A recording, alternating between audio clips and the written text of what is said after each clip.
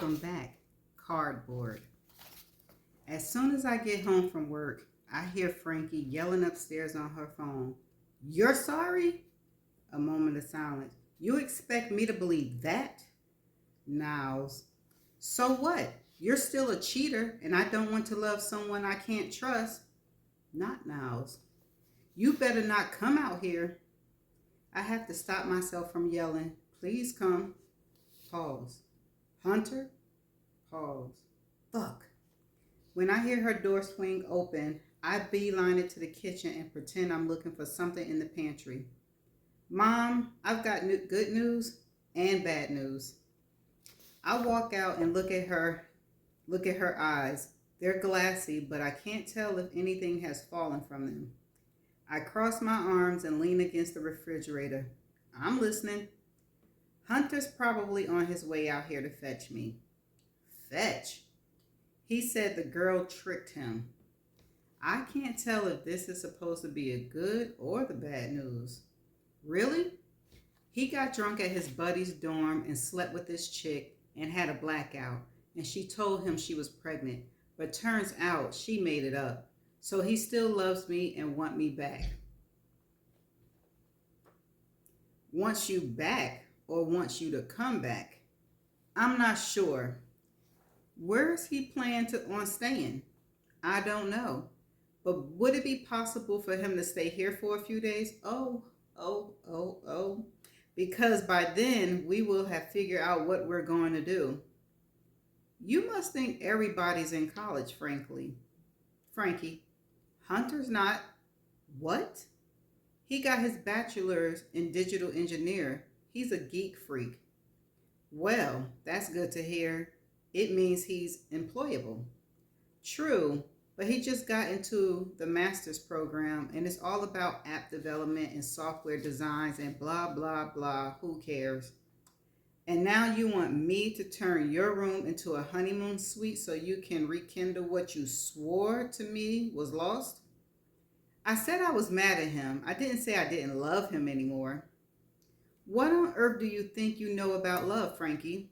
The same thing you did when you were my age, Mom. Ooh. Which was nothing. I shake my head and walk past her. I would like to hug her and slap her at the same time.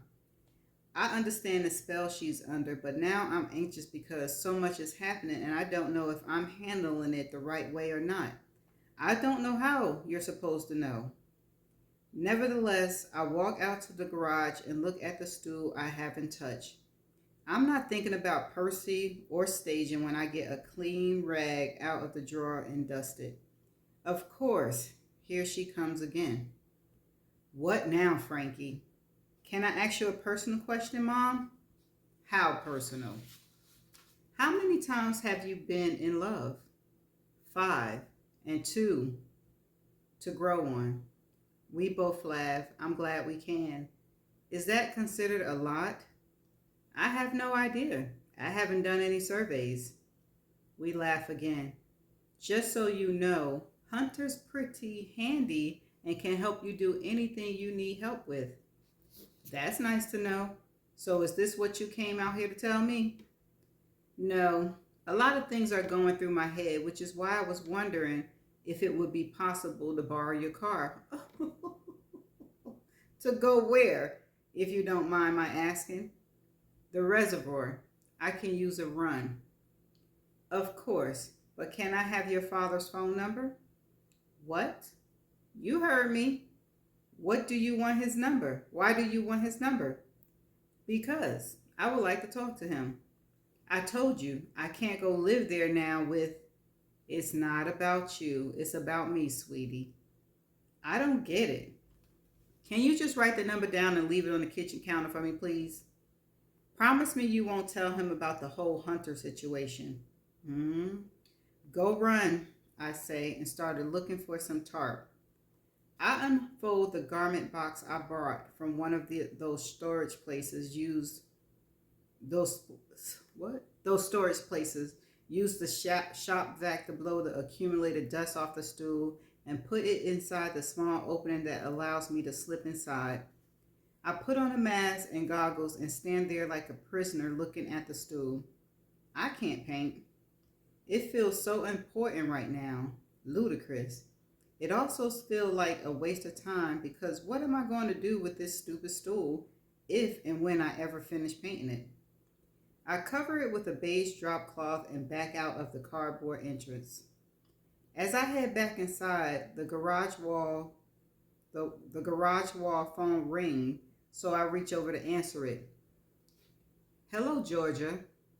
A gravely a gravely voice that sounds like Percy says, immediately followed by an avalanche of coughs. When he managed to stop, I say, Percy, you sound horrible. Where are you calling me from if you're sick? I apologize for coughing your ear off and for not being in touch sooner, but I've had bronchitis the last couple of weeks. It's just this stupid cough that takes forever to clear up, but I'm talking to a doctor. So anyway, how are you, Georgia? I'm fine, Percy, and I'm sorry you're sick. Bronchitis is nothing to fool with, so you can take me off your worry list if that's what this call is about. It is, and it isn't. We've run into a little problem, not major, but minor. Would it be possible to meet next week so I can both explain and show you why we may have to delay our start date? Okay. How much of a delay? Up to a month. A whole month? I'm so sorry, Georgia, but it's been one thing after another, and I assure you this is not my style. Are you okay? I will be. I leave Frankie the car. Take Bart to the office. Work is the same. New patients, old patients, but I'm nervous all day about what to expect when I get home. Lily's fallen in love with another stranger online. Marina just shakes her head. It's a good thing she still lives with her parents or we'd worry about her safety. I feel sorry for her because she's a dingbat when it comes to men, but she's smart as hell when it comes to business. At 44, she's never been married and doesn't understand why. I haven't mentioned anything to Lily about wanting to sell my part of the practice because not only is there no rush, but I don't have any idea how I'm going to make a living. Lily, who's Filipino, comes from a family of doctors, and thanks to her parents, she's a 60% partner to my 40. After my father passed away and left me a sizable inheritance, more than I've ever expected, she and I quit the hospital where we were on staff and joined forces. During lunch, I walk to Union Square and meet with a travel agent for real. I tell her why I want to take a train trip and that I'm not sure about the length of time, 2, maybe 3 weeks top, and that I would love to stop at a few points along the way, sightsee, and possibly stay overnight in a luxury hotel. I tell her I'm not exactly sure about the stay overnight in the whoa. I'm sorry. I tell her I'm not exactly sure about when either, and she tells me the rail schedules are fixed and not to worry. I tell her I'm interested in seeing as much beauty as possible, starting with the California coastline. I tell her Vancouver is on the top of my list, and even though I don't exactly dream about a Canada, it's a breathtaking country, and I would certainly dig ending up in Toronto and then hopping onto a plane to fly home. When she asks if I'll be traveling alone, I tell her yes, instead of asking why. She gives me a high five. I float back to the office and am breezing through my afternoon appointments when Marina taps on my door and pokes her head in. Some guy's here to see you, says he's an old patient of yours and wanted to stop by and say hello. Did he tell you his name? She shakes her head. Put on some lipstick, Doc. He's not too hard on the eyes for an older guy. And she winks. I'll tell him you'll be out in a few minutes. Sound like her ex-husband.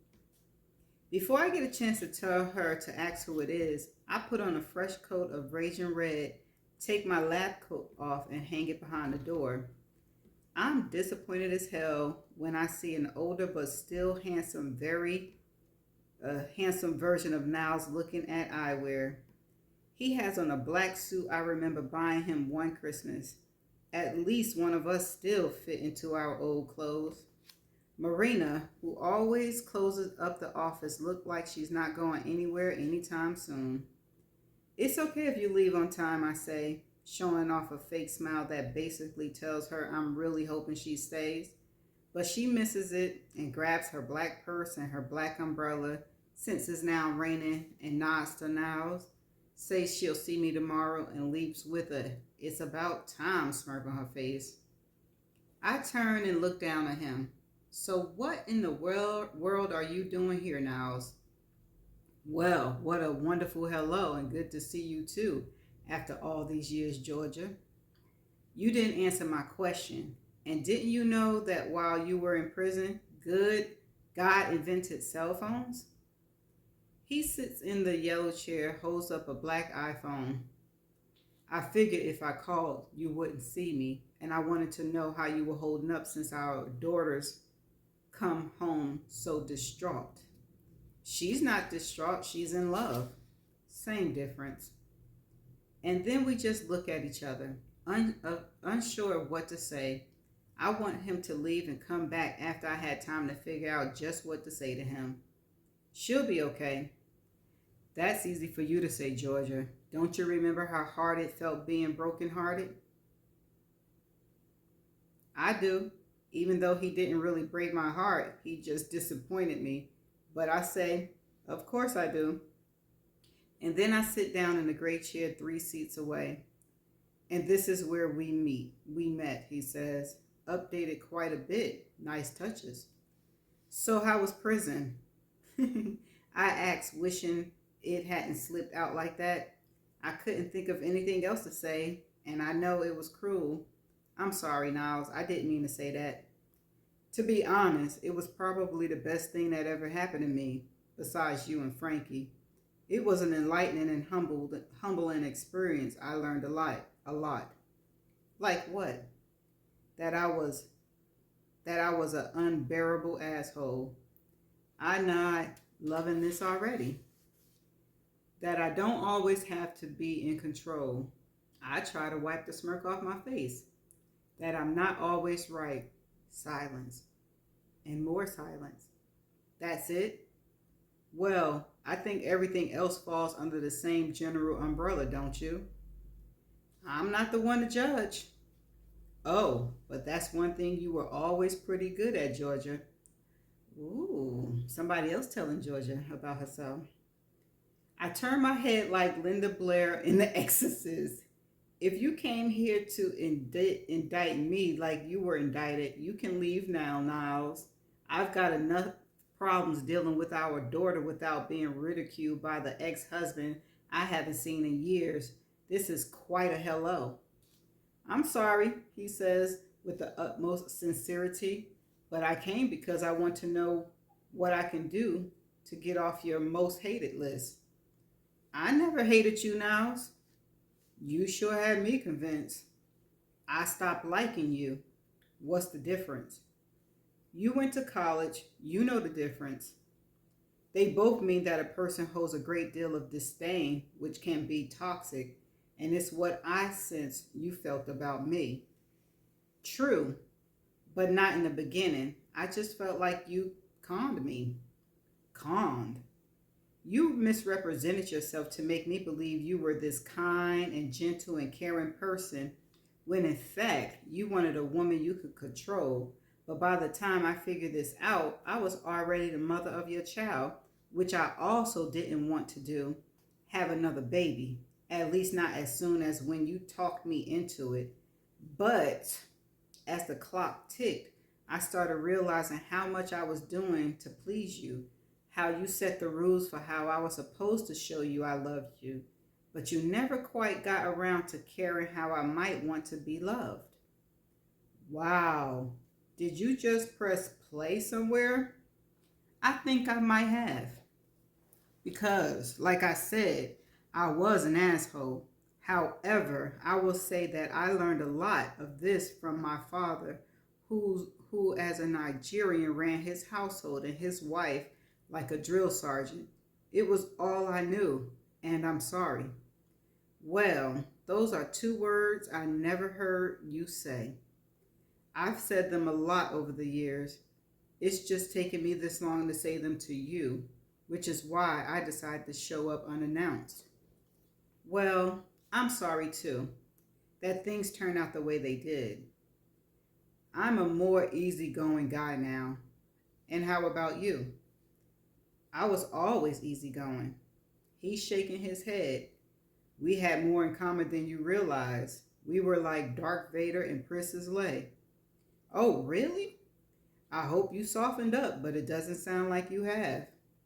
You know, you got a lot of nerve dropping by my office after a century without any advance notice with the sole purpose of criticizing my character. You haven't changed as much as you think you have.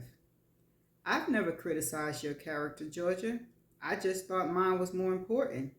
But you were struggling to be you without knowing how to stand up for yourself. So it was easy to get you to bend. But I see you've hardened up. I haven't hardened, Niles. Let's not revisit our civil war. How's that? First, I want you to let me have it once and for all. Okay, I say with a long sigh. Once I realized it was important to please you and how much of myself I lost trying to do that, I had to make a choice and I chose me. There. I'm far less self-centered, he says, and I don't expect to be your BFF just because our daughter's going through a bout of anguish, but I'm willing to do whatever I can to help her, and it would be nice if we could bury the hatchet. Considered it buried, I said, and pop him upside the head. He starts laughing, and I crack up too. So, are you happy? I hate when anyone asks me that. It's such a loaded fucking question. Are they talking aggregate years? Doesn't it depend on the day, the moment?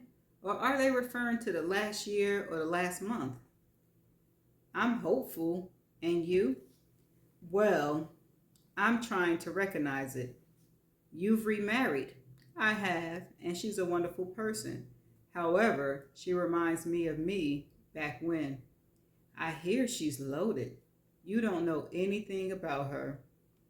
Well, wait a minute. Can I just ask you something totally off topic now? He nods. What made you cheat on your taxes? Excuse me? You heard me. It's a long story, Georgia. I got a few minutes before I kick you out. It wasn't my intention to cheat. I did two things that were stupid. I withheld pertinent information and then just didn't file for 2 years. But why now? Between the two of us, we made a good living. Honestly? No, please bullshit me after all these years. Because you earned at least 4 times more than me, and I didn't like the idea of that. So I simply availed myself of more of my income with the intention of paying my taxes at a later date. It was stupid. Did you really think you wouldn't get caught? I didn't think that far ahead. What did your parents say? My father hasn't spoken to me since the conviction. My mother wrote to me, but she kept it under the radar so my father wouldn't know. In fact, it was my mother who helped me pay off the IRS. So you don't owe them? Not a dime. Good for you, Niles. What are you doing now? That's a great question. I'm not a meteorologist, that's for sure. Felons aren't sought after by headhunters, you know. Then back to my original comment. Your wife must be loaded. She does okay. What does she do for a living? She's an interior designer. Really? Is all I say with feigned enthusiasm. I suppose I was hoping she was a doctor or something stiff or uninteresting. How he managed to find someone artistic.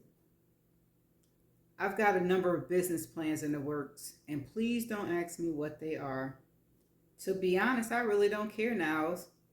Well, that was mean. I should say I'm not that curious, but I hope you're happy and doing well, and from the looks of it, you are. Thank you. You do too. You've added a few pounds, I see, but they become you. Whatever now. Anyway, Are you dating? I know you haven't remarried. Yes, I'm dating.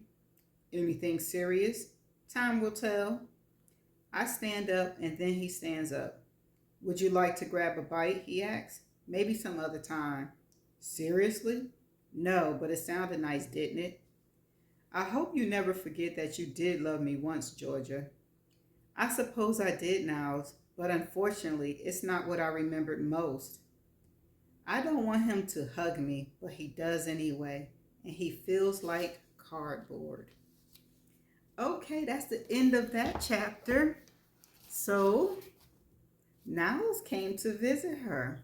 There was no, she didn't hate him. It didn't sound like she hated him like as much as she hated, oh, what's his name? Michael.